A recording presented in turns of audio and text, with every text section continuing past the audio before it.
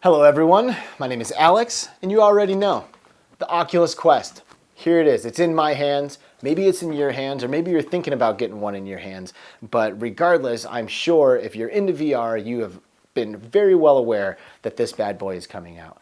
This is the world's first fully standalone, room-scale, wireless VR experience that has ever been close to available at a consumer level, and for the price, this thing is badass.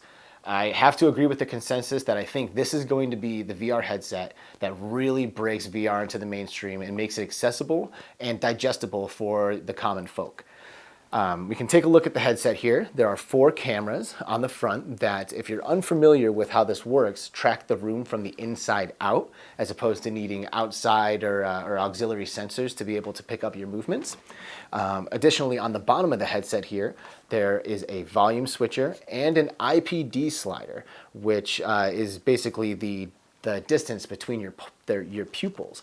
And as you slide this slider left and right, it literally and physically slides the lenses inside the headset to the outside and to the inside to adjust accordingly. So you could put this on someone who has a head that's 3 times your size, and they can just adjust the slider and bam, it'll snap in completely crystal clear. Also, both sides of the headset feature an auxiliary port for headphones. So regardless of whether or not they plug in on the left side or the right side, you can get a nice short cord and wear headphones if you want to have a bit of a higher quality experience with the audio. That being said, there is an onboard audio, little speakers or magic or something that blasts from this thing into your face that sounds pretty amazing. For games like Beat Saber, I really would prefer the headphones, and I'll probably use headphones most of the time. But it sounds pretty good, especially for like first contact or something simple. You can just throw this on someone. You don't need to worry about headphones, and it sounds pretty good. I really am impressed with the audio quality of the onboard audio on this headset. For me, the biggest difference and the biggest change coming from as a PSVR player, coming from the PS4, is these controllers. These controllers are phenomenal. I cannot tell you how amazing it is to have something like this coming from the PS Moves. These controllers have dual analogs on them, so you can move fully like you would any other video game, like with a DualShock or something. There is, in addition to your trigger finger buttons, another button underneath that is controlled by your middle finger, which is used to like grab items.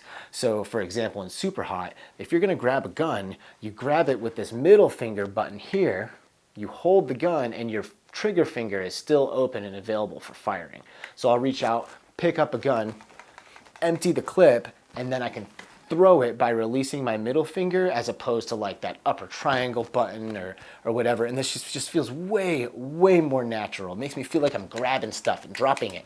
The controllers are absolutely badass and the hugest upgrade for me.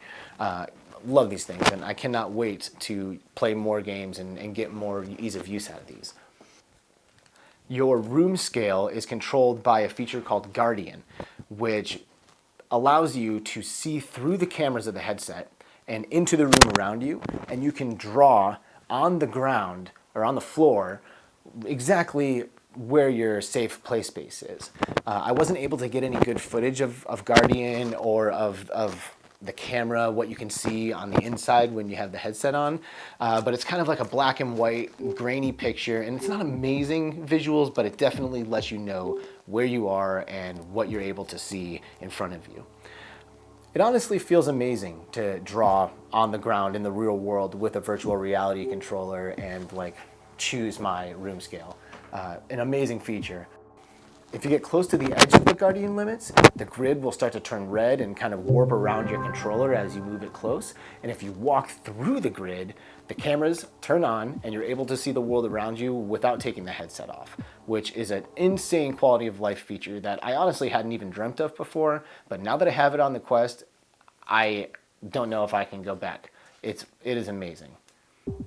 All of the software for the Oculus Quest is purchased within the Oculus Quest on their store.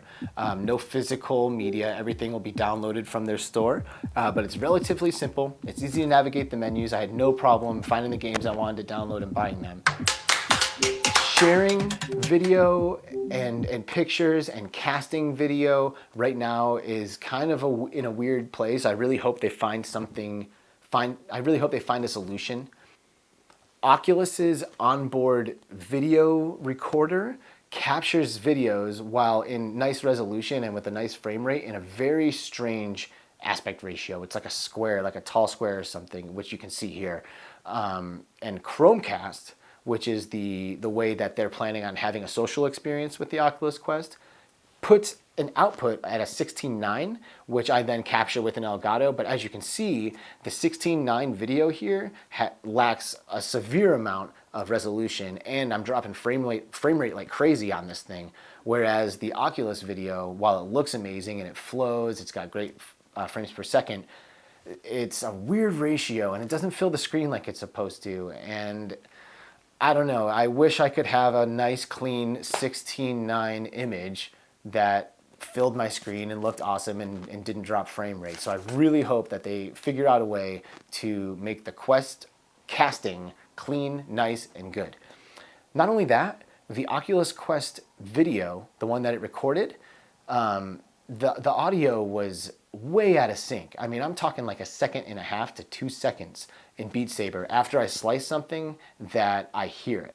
For the videos that you do record on the Oculus Quest, it's as simple as plugging the Quest into your computer and then allowing within the Quest your computer the permission to access the files. I was able to pull videos off of the Quest relatively easy and add them to my videos here. But like I said before, I wish they were in 16:9, so let's get on that. All right, so that's gonna do it for the initial thoughts video on the Oculus Quest. What did you think? Seriously, let me know because I'm still brand new to this YouTube thing. So any feedback you have, definitely let me know in the comments below because you're supposed to leave comments on videos. Also, you're supposed to like videos that are good and subscribe to channels. So if you've already made it this far, just do it. Like it, subscribe it, help me grow and help other YouTubers grow too. If you're watching anything about VR, like that shit, subscribe it. These guys really need the support. So thanks a lot. Let me know what you want to see. Talk to me, engage me. Let's do this. Until next time.